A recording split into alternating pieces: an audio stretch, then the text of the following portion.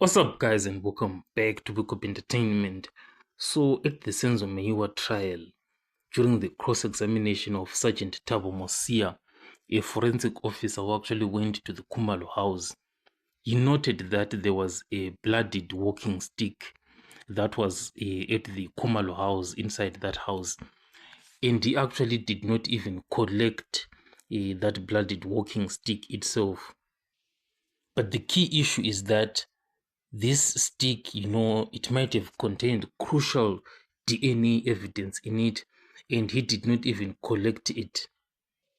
So during the cross-examination, Thabo Mosia actually acknowledged that it was an oversight, and they did not collect it, and it was a blunder not taking that stick.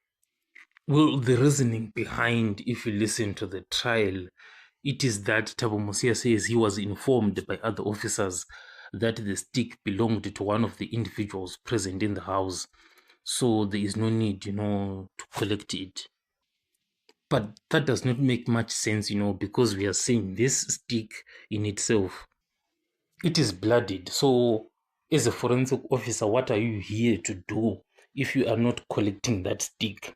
And further on, if you listen to the testimonies, you will hear that that stick in itself was used to actually assault one of the intruders. So that stick in itself was a potential source of DNA evidence, and a key element in understanding the sequence of the events and using it. That stick, it could have pointed us to who these intruders really were. So now the question that we have is whose stick was it, because it belonged to one of the people in the house. Where did it go to?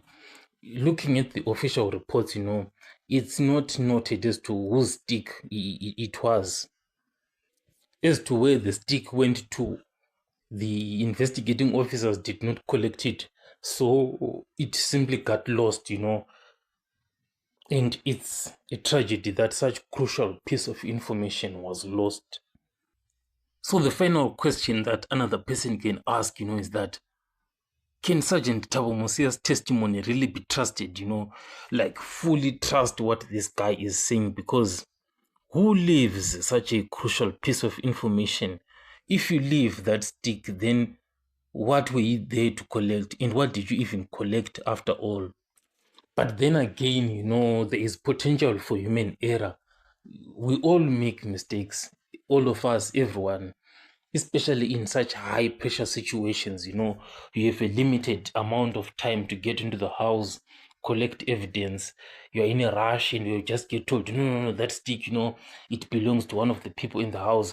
So you can skip it, during the investigations as you are in a rush.